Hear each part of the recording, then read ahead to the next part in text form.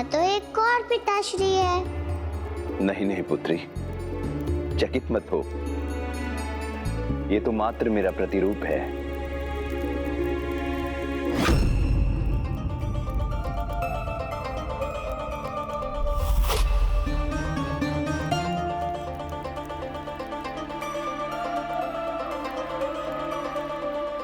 ये कौन है पिताश्री, और इनसे हमारा क्या संबंध है? ये मुझे रचने वाले मेरे जन्मदाता, मेरे इष्ट देव, मेरे प्रभु श्री गणेश जी हैं। इन्हें प्रणाम करो। प्रणाम प्रभु गणेश जी। मेरे पिताजी की रचना करने के लिए बहुत धन्यवाद। तुम्हारा सदा कल्याण हो पुत्री।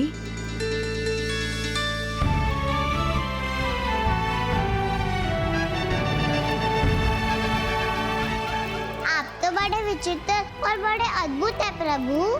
क्यों? मुझ में ऐसी क्या विचित्रता देख ली तुमने? अपने इन बड़े बड़े कानों से संपूर्ण जगत की सभी बातें सुन लेते होंगे आप। और इतनी लंबी नासिका है आपकी, तो भोजन कहाँ है? ये सुनकर ज्ञात करना तो बहुत सरल होगा आपके लिए।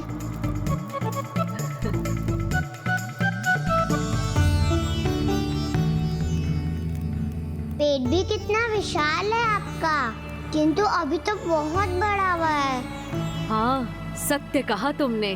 तो फिर और मोदक क्यों खाते जा रहे हैं आप? ये हमारे अतिथि हैं, और अतिथि को मन भर के भोजन करवाना ये तो सर्वोच्च नियम है। इन्होंने भी मुझे वचन दिया है कि जब तक मैं इन्हें मोदक प्रस्तुत करता रहूंगा, ये इन्हें ग्रहण करेंगे। इसलिए ऐसा हमें कुछ नहीं करना चाहिए पुत्री, जिससे इनका वचन भंग हो। किंतु पिताश्री। ज्येष्ठ भ्राता, मुझे शीघ्र एकांत में आपसे कुछ वार्तालाप करना है। ऐसी क्या सूचना है बहन धूमिनी, जिसे देने के लिए तुम मेरी तनिक भी प्रतीक्षा नहीं कर सकी? पिताजी ने इनको बहन पुकारा तो ये मेरी बुआ जी है। प्रणाम बुआ जी। अब जाइए पिताश्री, आपका कर्तव्य तो सबसे बड़ा है। आप उनका ध्यान रखिए, मैं यहाँ प्रभु का ध्यान रखूंगी, इनकी सेवा करूंगी। उचित है पुत्री।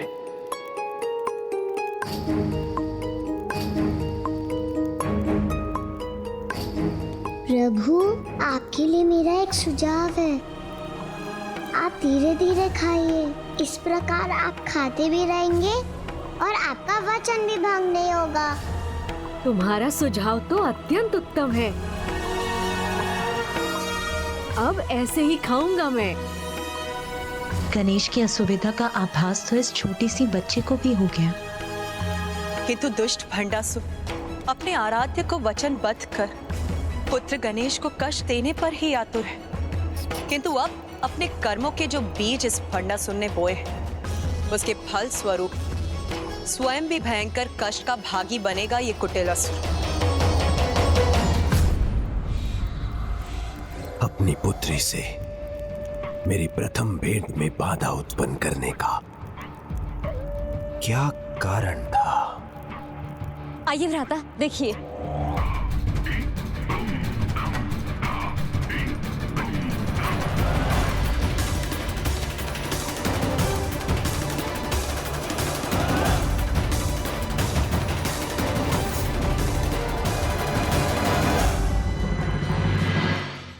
तो इसमें इतना विशेष क्या है? ये मात्र जगराता नहीं है भ्राता, विजय का उत्सव है ये, जिसे रोकना अति आवश्यक है। और ऐसे विजय के उत्सव में हुआ विस्फोट बहुत प्रभावशाली होता है ज्येष्ठ। मैं इनके इस विजय उत्सव को शोक में परिवर्तित करना चाहती हूँ। जगराते की इस रात्रि को इनके विनाश की रात्रि बनते देखना चाहती हूँ मैं। ये जगराता क्या होता है प्रभु? ऐसी रात्रि जिसमें उनके सभी भक्त माता की भक्ति में खोए रहते हैं और संपूर्ण रात्रि माता के नाम का स्मरण कर, उनका भजन कीर्तन कर अपने जीवन को नवीन उत्साह और आनंद से भर लेते हैं। क्योंकि जो भी जगराते में भाग लेता है उसमें एक अपूर्व शक्ति का संचार होता है। तब तो मैं भी माता के जगराते में भाग लेना चाहती हूँ। घोर तपस्या कर स्वयं को विस्फोटक में परिवर्तित करने का सामर्थ्य अर्जित किया है मैंने।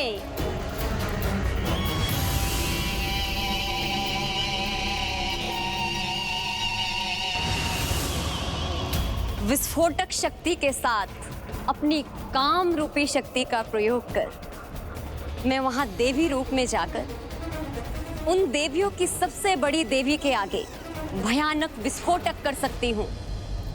किंतु दुर्भाग्यवश विस्फोट के बाद पुनः कुशल होने की विद्या प्राप्त करने में मुझे भी समय लगेगा। और ज्येष्ठ, आप अपनी इस अकेली बहन को अपने अपार स्नेह के कारण इस प्रकार बलिदान कदापि नहीं करने देंगे। इसीलिए तुम बलिदान दो। किंतु ज्येष्ठ,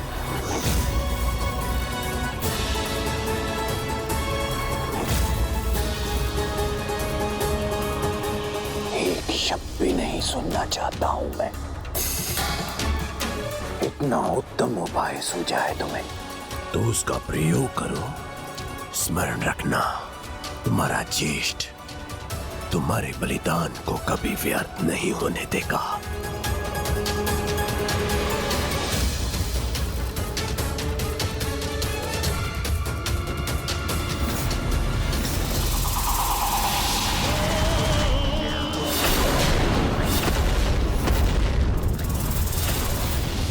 ऐसा विनाशक विस्फोट इन देवियों को हताश करेगा। यदि वहां कोई बचा भी रह गया तो मेरे 17 महासेनापतियों के साथ आक्रमण कर मेरी सेनाओं से भी नष्ट कर देगी।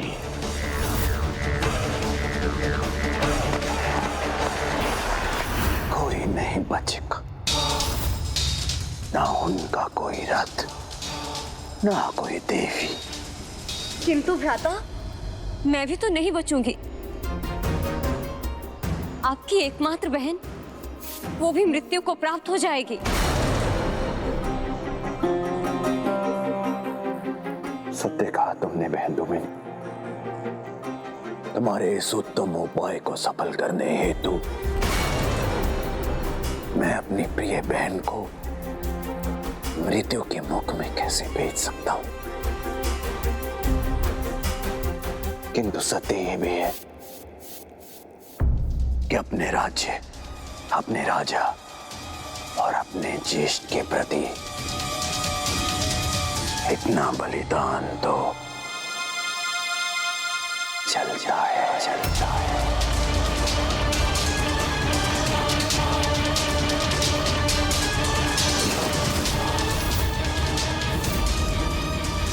तुम्हारा महानायक तुम्हें आदेश दे रहा है। जाओ, जाकर शत्रुओं का विनाश करो और जो बचेगा उसके लिए मैं तैयार हूं।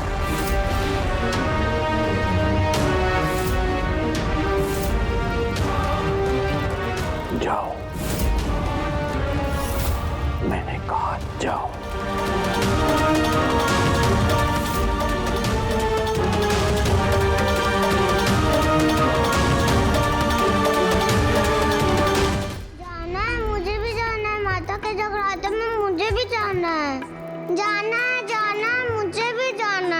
मेरी भी यही इच्छा है कि मैं इस दिव्य अवसर पर माता के निकट रहने का सौभाग्य प्राप्त कर सकूं। तब तो आप भी चलिए ना माता के भक्ति में झूमते हुए।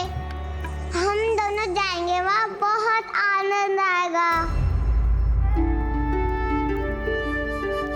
ओ, समझ गई। पिताश्री को दिया हुआ वचन नहीं भंग कर सकते आप।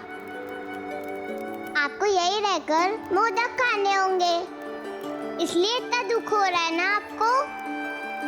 किंतु दुखी मत होइए, हम दोनों मिलकर कोई उपाय ढूंढ लेते हैं। आप यहाँ खाते खाते विचार कीजिए और मैं वहाँ बैठकर कुछ सोचती हूँ।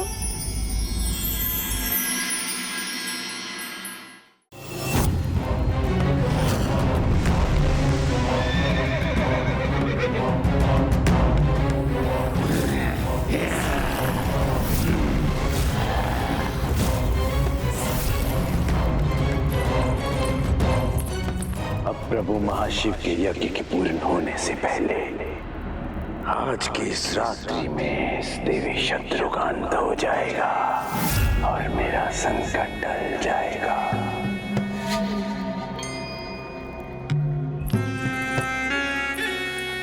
ज्येष्ठ, अब तो मुझे अवश्य रोकेंगे।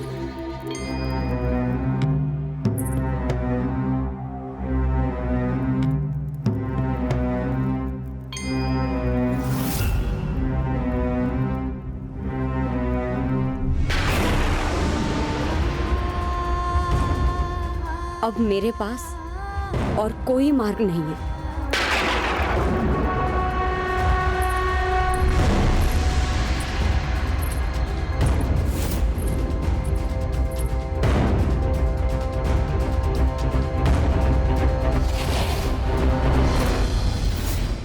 गणेश जी, मुझे तो कुछ भी सूझ नहीं रहा और आपको दुखी छोड़कर मैं कैसे जाऊँ वहाँ? अब आप ही बताइए ना, हम क्या करें?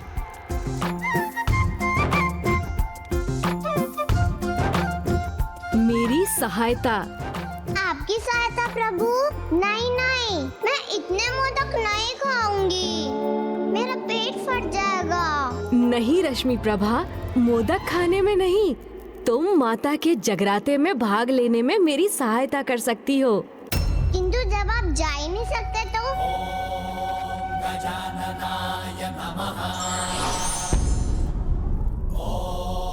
रश्मि प्रभा, मैं नहीं जा सकता, किंतु मेरी ओर से तुम ये पुष्प माता के चरणों में समर्पित कर सकती हो।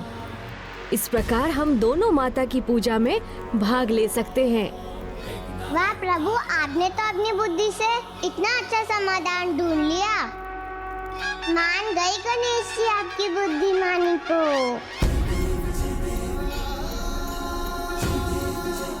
विशाम कुटिलाक्ष के साथ मेरे सभी 17 सेनापतियों, आज हम इस देवी के साथ इस युद्ध का भी अंत करेंगे। इसलिए सतर्क रहो। जैसे ही वहां पर विस्फोट हो तो बिना विलंब किए उन पर भूखे सिंह की तरह टूट पड़ो और वहां जो भी देवियां बची हो उन सभी का अंत करना। हम और हमारी सेना अंतिम आक्रमण के लिए तैयार है सुरमा नायक।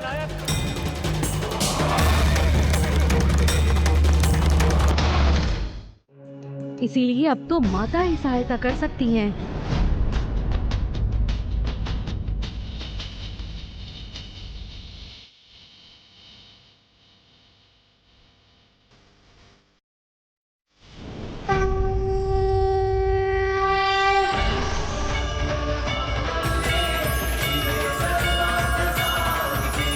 ये पद्म पुष्प कहाँ से प्रकट हो गए? ये तो इतना विशाल है, मैं इस पर खड़ी भी हो सकती हूँ। जो भक्ति भाव से माता के द्वार पर पहुंच जाए, माता उसे कभी निराश नहीं करती, उसे अपने निकट आने का अवसर अवश्य प्रदान करती हैं।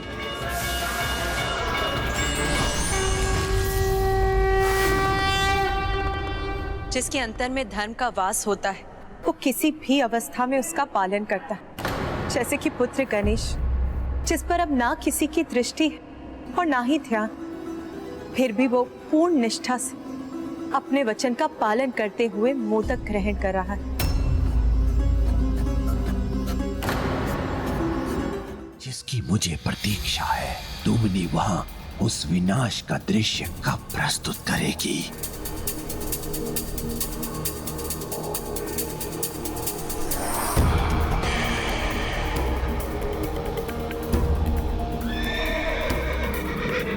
मेरी सेना भी अधीरता से प्रतीक्षा कर रही है उस संकेत का।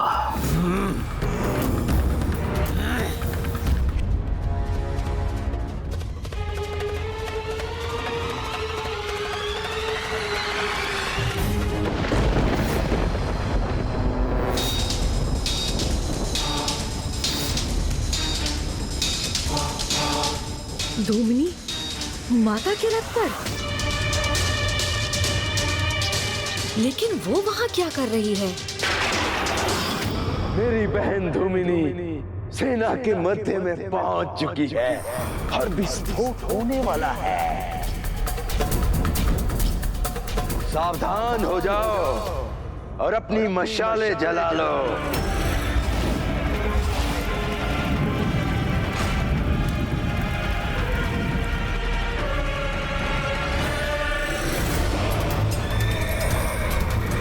मेरी सेना से अब इन देवियों का ये अंतिम युद्ध होगा।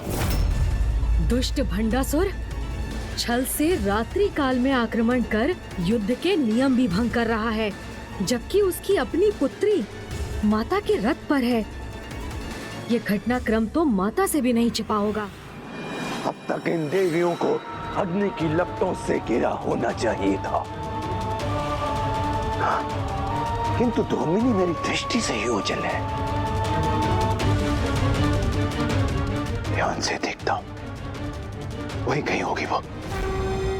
धूमिनी उन पर नहीं, अपने इस आचरण से मुझ पर आघात कर रही है।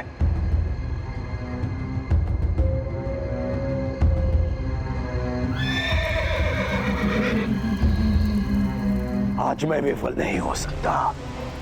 मुझे किसी प्रकार इसका ध्यान कहीं और बांटकर इसके इस भजन को रोकना होगा। तभी धूमिनी इस सम्मोहन से मुक्त होकर अपने कार्य को पूर्ण करेगी। हाँ।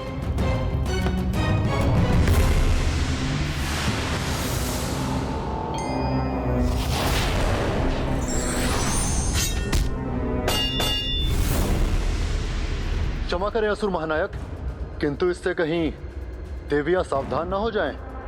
हो सकता है, किंतु इतना तो चलता है, क्योंकि धूमिनी पुनः अपने कार्य पर केंद्रित होगी, जो एक क्षण में विस्फोट कर इन देवियों का सर्वनाश कर हमारे कार्य को सफल कर देगी। तब सावधान होकर भी इनका कोई लाभ नहीं होगा।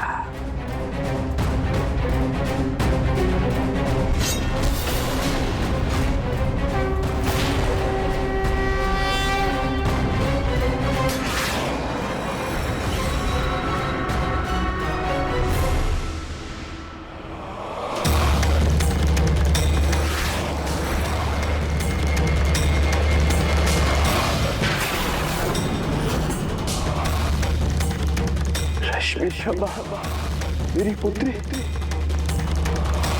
वहां क्यों और कैसे पहुंच गई? रश्मि प्रभा को ही संकट में डाल दिया मैंने। मैं इस दुर्घटना से किस प्रकार उसकी रक्षा करूं?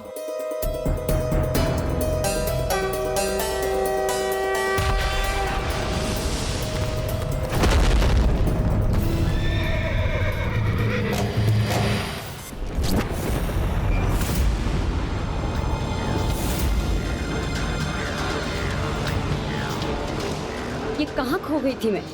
मुझे अब एकाग्र रहकर अपना कार्य पूर्ण करना चाहिए। अब किसी से प्रभावित हुए बिना अपना विस्फोट करूंगी मैं।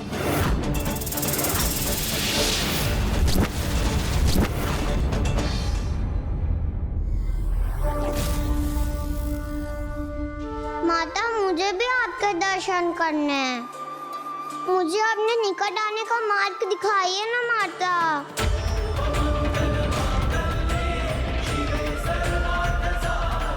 ये तो स्वतः ही मार्ग बन गया।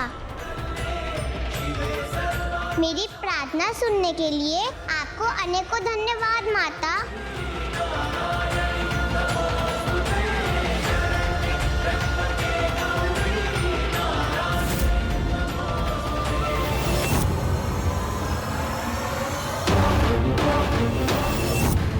क्षणों में यहाँ सब भस्म हो जाएगा। नहीं, अभी नहीं, अभी ऐसा कदापि नहीं हो सकता। ये विस्फोट रोकना होगा मुझे।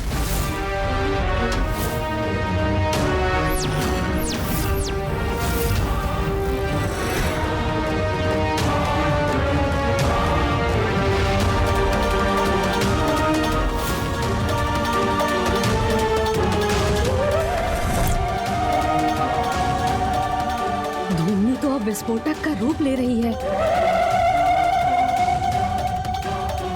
अपने सुख के लिए भंडासुर बहन के प्राणों की बलि कैसे दे सकता है? और बहन ही नहीं, अब तो उसकी योजना उसकी पुत्री के प्राण भी ले सकती है। तो क्या इस दुष्ट भंडासुर के लिए ये भी चलता है?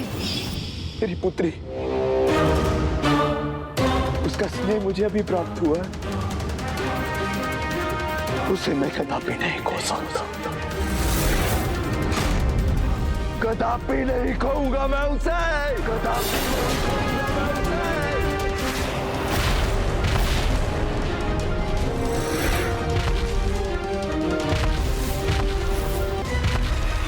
धूमनी विस्फोट करने हेतु माता के रथ पर है और अब भंडासुर भी उसी दिशा में बढ़ रहा है।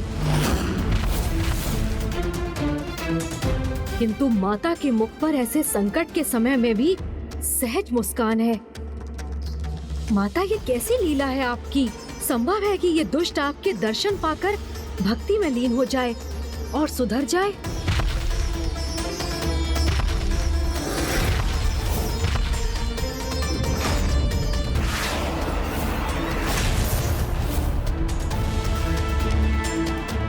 इस देवी के दर्शन से ही धूमिनी अपने पद से भटक गई, तो मैं भी अपनी दृष्टि इस पर ना पड़ने देकर स्वयं को इस देवी की माया से अपने आप को सुरक्षित रखूंगा।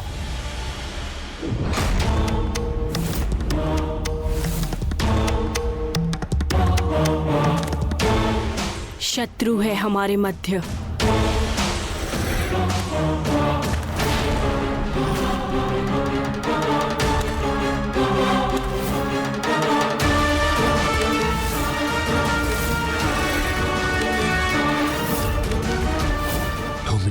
पहुंच रही है।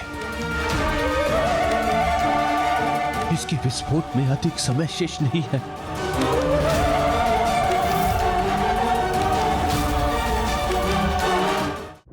भंडासुर को भी अंततः देवी ललिता के दरबार में आना ही पड़ गया। माता की लीला भी अद्भुत है। वो चाहे तो असंभव को भी संभव कर सकती है।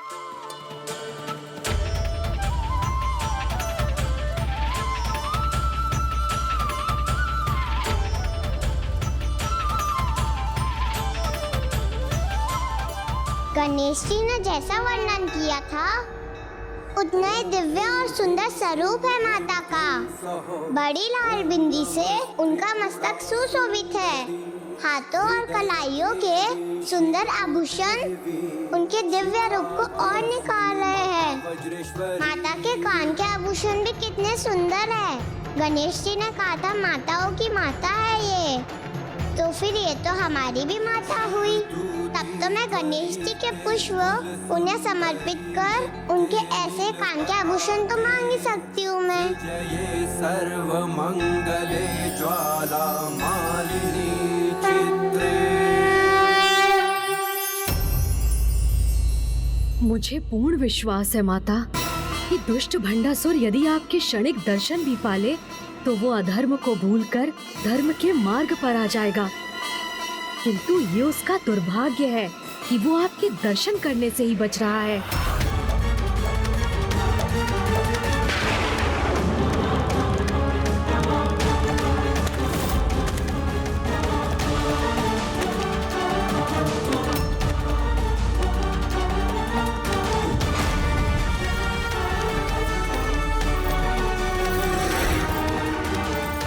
धूमिनी अब शीघ्र ही विस्फोट कर देगी, अर्थात मेरी पुत्री रश्मि प्रभा के प्राण संकट में है। मुझे इसे वहां से दूर करना ही होगा।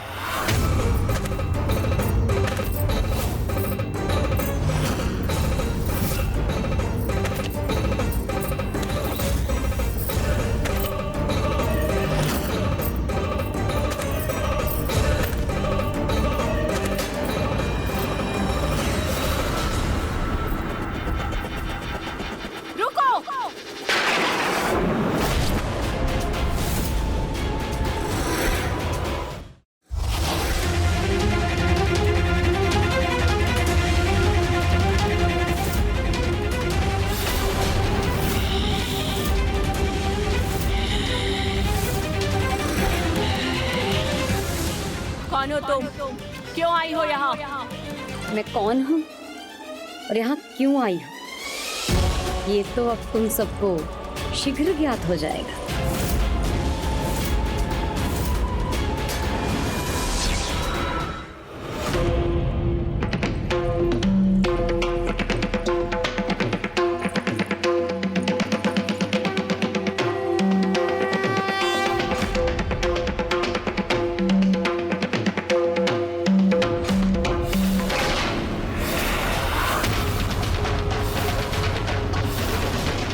भंडासुर?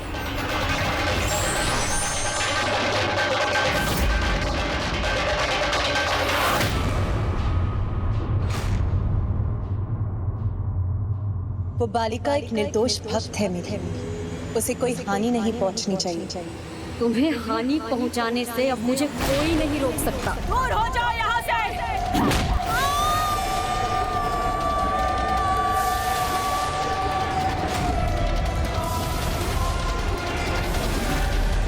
मेरे कारण ज्येष्ठ आहत हो, ये मुझे स्वीकार नहीं।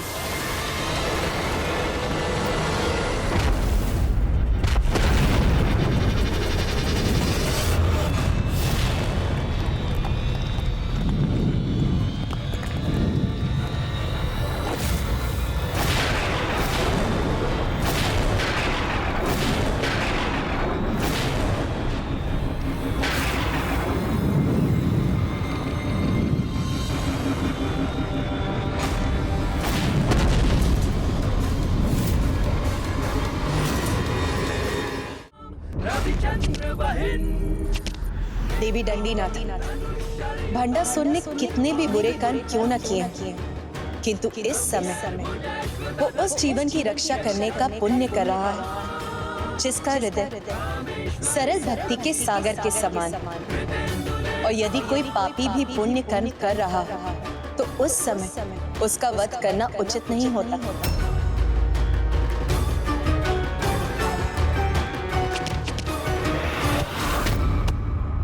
पिताश्री, मुझे बहुत डर लग रहा है पिताश्री। चिंता मत करो पुत्री, तुम्हारा पिता सदा तुम्हारे साथ रहकर तुम्हारी रक्षा करेगा। मैं तुम्हारी ढाल बनूंगा, किंतु तुम्हारा कोई भी अनिष्ट नहीं होने दूंगा।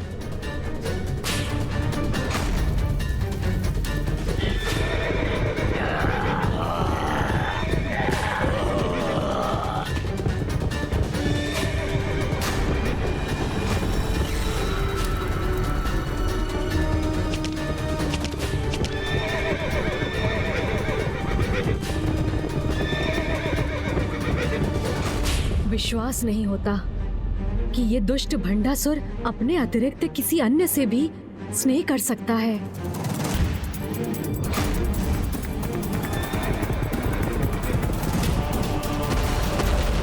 क्षतिग्रस्त हुआ है, हमारा रथ क्षतिग्रस्त हुआ है। हमारा रथ असंतुलित हो रहा है। माता, कृपा कीजिए।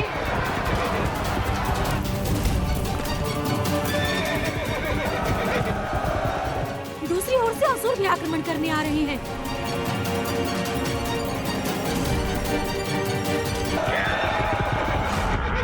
देवी ज्वाला मालिनी, देवी ज्वाला मालिनी, देवी पश्चिमा, देवी पश्चिमा, देवी ब्रजेश्वरी, देवी ब्रजेश्वरी, देवी ब्रजेश्वरी, देवी ब्रजेश्वरी। प्रणाम माता, आज्ञा दीजिए। आज रात्रि के इस युद्ध में मैं आपको हमारी सेना का सेनापति नियुक्त करती हूँ। अब इस असुर सेना का अंत करने का दायित्व आपका है।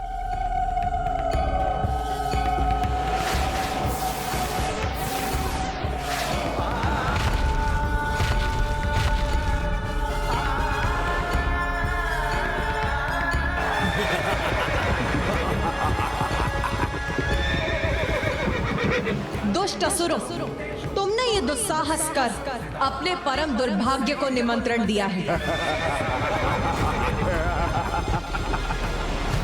असुर महानायक भंडासुर की, असुर महानायक भंडासुर की, असुर महानायक भंडासुर की।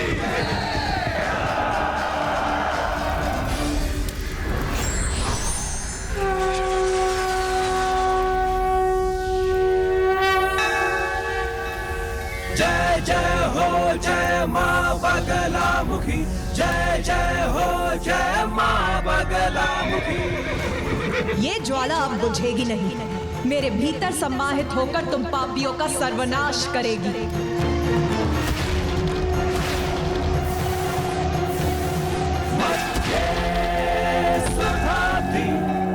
मणिमंडप रत्न वेद्या सिंहासनो परिगता।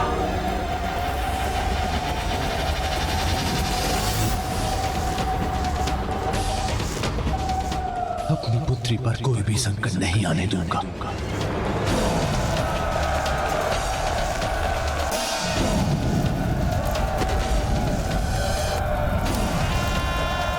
मुझे शीघ्र उसे सुरक्षित स्थान पर ले जाना होगा।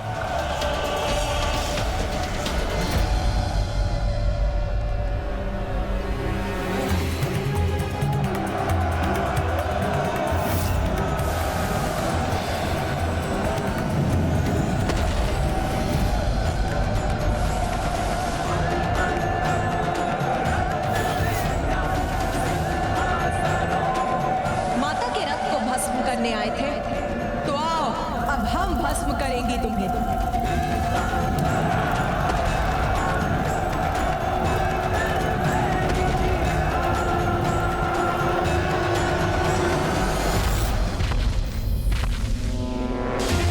ये कैसा खिंचाव मुझे पीछे की ओर खींच रहा है?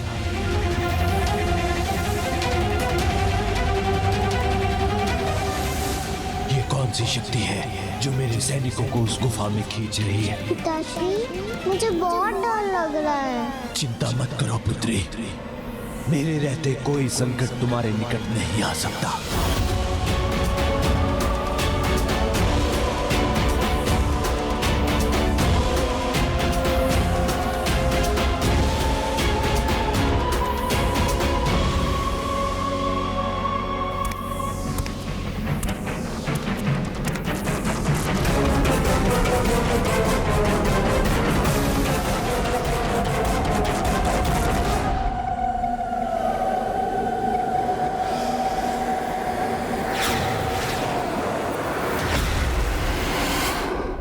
मेरी इतनी विशाल सेना कहां और कैसे लुप्त हो गई?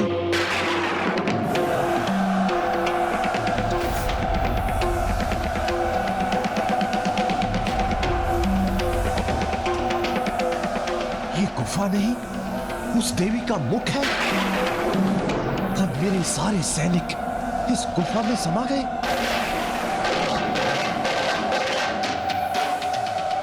ये देवियां इतनी हिंसक और निर्दयी कैसे हो सकती हैं? इतनी क्रूरता से मेरी सेना का विनाश कर रही है।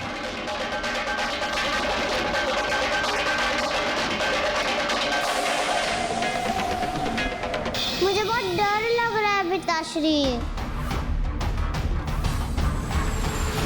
ये समय अपने डर के सामने झुकने का नहीं, अपनी पुत्री को सुरक्षित स्थान पर पहुंचाने का है।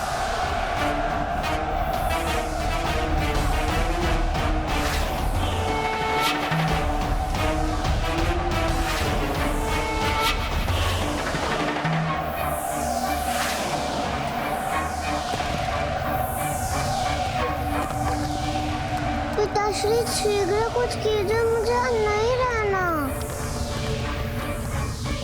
मैं अभी तुम्हें सुरक्षित स्थान पर ले जाऊंगा पुत्री।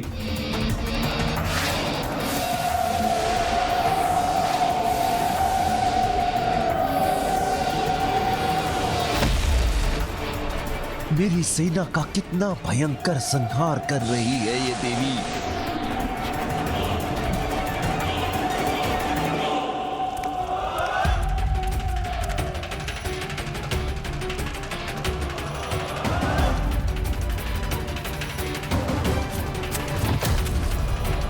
आज के युद्ध में भी हताशा ही हाथ लगी है मुझे।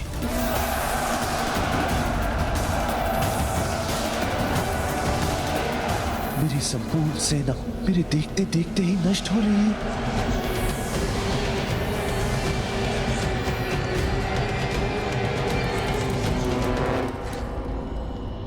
पिताश्री,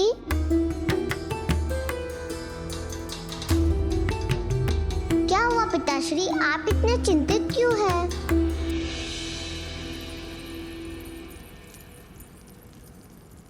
देखो तो, तुम्हें कोई चोट तो नहीं पहुंची है?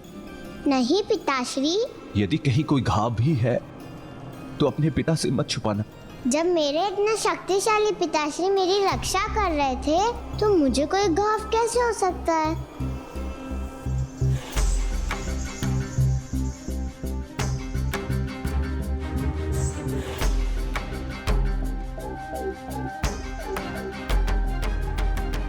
किंतु पिताश्री, मुझे बचाने में आप आहत हो गए हैं। रुकिए पिताश्री, आपके लिए लेप बनाकर लाती हूँ। नहीं नहीं पुत्री, मेरे प्रभु महादेव के चंदन का लेप ही मुझे स्वस्थ कर देगा।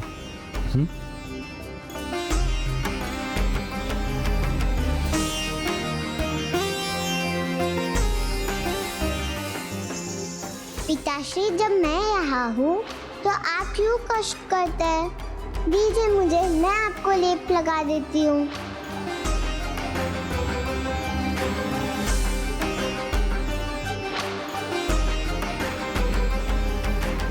इसके नन्हे हाथों के स्नेहपूर्ण स्पर्श से ही मेरे घाव भर जाएंगे। पिताश्री, आप बुरा ना मानेंगे तो मैं आपसे एक प्रश्न पूछूं? अवश्य पूछो पुत्री, मैं तुम्हारी किसी भी बात का बुरा नहीं मानूंगा। तो मुझे बताइए ना पिताश्री, आप माताओं की माता श्री माता ललिता से युद्ध क्यों कर रहे हैं, जो सभी की माता है? उनसे भेदभाव रखना तो उचित नहीं है ना पिताश्री? क्रोध से हो भयभीत ब्रह्मांड, जिन्होंने अपने दिव्य और मनोहर दर्शन से मुझे धन्य कर दिया, वो माता। ये क्या पिताश्री, आप मुझे इतने क्रोध से क्यों देख रहे हैं? नहीं, मेरी पुत्री तो मेरे प्राण का आधार है, मैं उस पर कैसे क्रोध कर सकता हूं?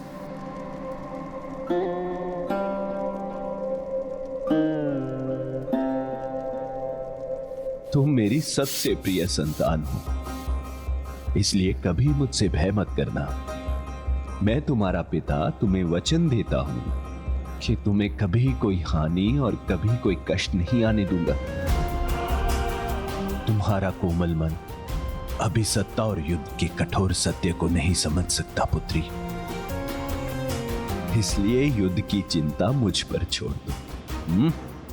तुम यही मेरे राजभवन में सुरक्षित रहो, मैं शीघ्र ही इस युद्ध को समाप्त करके आता हूं, ठीक है?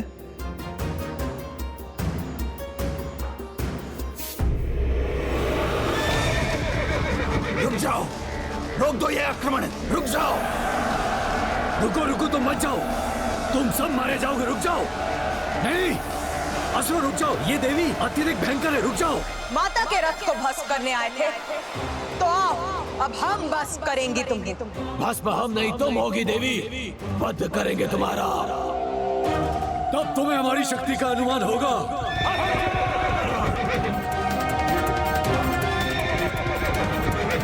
रोक दो यह आक्रमण।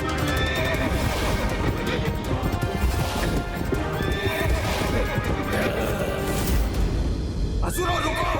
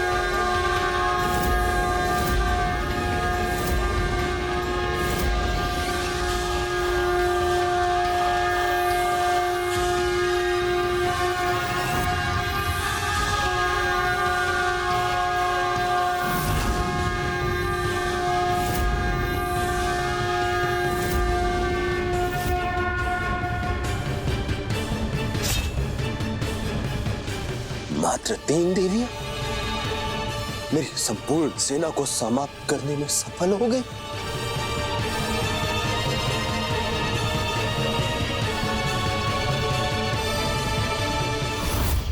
गणेश जी, गणेश जी। बालिका रश्मि प्रभा, आ जाओ, मैं यही हूँ। क्या हुआ?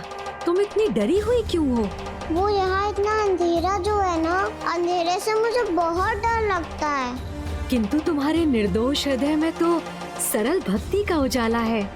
डरना तो उन्हें चाहिए जिनके मन में पाप और अधर्म का अंधकार है और जो उस अंधकार में उलझकर अनेकों पाप करते हैं। जो तुम्हारे समान अच्छे कर्म करते हैं, सभी की भलाई का सोचते हैं, उन्हें सदा अपनी अच्छाई पर विश्वास रख कभी नहीं डरना चाहिए। और फिर मैं भी तो हूँ तुम्हारे साथ। अब डर दूर हुआ तो तुम्हारे मुख पर ये दुख का भाव क्यों आ गया? दुखी तो मैं हूँ गणेश जी। माता के जगराते में पहुँच कर भी आपका कार्य जो ना कर सकी, उसके लिए मुझे क्षमा कर दीजिए गणेश जी। किंतु इसमें मेरा कोई दोष नहीं था। मैं तो माता के दर्शन कर उन्हें आपके पुष्प समर्पित करने जा रही थी। तभी अचानक वहाँ बहुत बड़ा विस्फोट हुआ और इसी सब में आपके फूल समर्पित करना तो रह ही गया। इसलिए मुझे फिर से क्षमा कर दीजिए गणेश जी।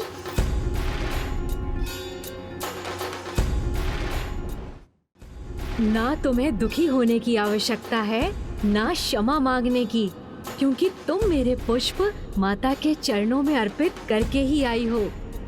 क्योंकि तुम्हारे हाथों से छूटकर वो माता के चरणों में जो जा गिरे थे। ओ, तब तो मैं सफल हुई ना प्रभु। किंतु एक बात तो फिर रह गई ना गणेश जी। मैं माता से उनके समान उनके कान के आभूषण नहीं मांग सकी। मुझे तुम्हारे ये श्रद्धा सुमन स्वीकार है पुत्र गणेश।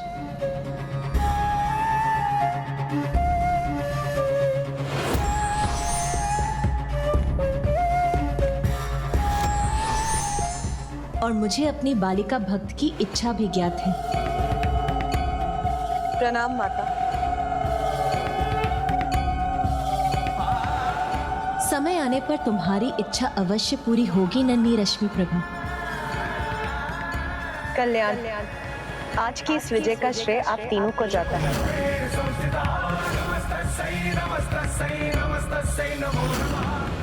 ये विजय का उत्सव मनाएं और हम अपने योद्धाओं को परास्त होते हुए देखें। इसे रोकने की युक्ति हमें कल सूर्योदय के साथ युद्ध के आरंभ होने के पूर्व ही करनी होगी। कोई युक्ति सफल नहीं होगी। हमारी पराजय निश्चित है। अब हमारा विनाश होकर ही रहेगा भ्राताश्री।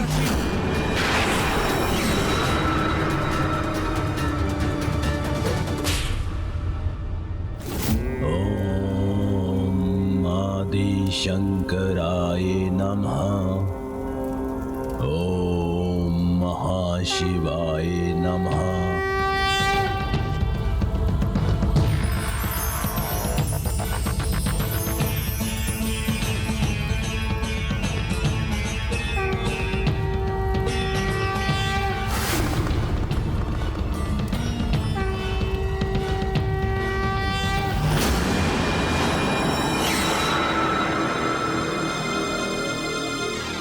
भ्राता विशंक, निश्चिंत रहो, क्योंकि जब तक ये मेरा यज्ञ विधि पूर्वक चलता रहेगा और जब तक स्वयं मंगल मूर्ति विघ्नहर्ता श्री गणेश जी अमरपुर में हैं, तब तक कोई हमें पराजित नहीं कर सकता।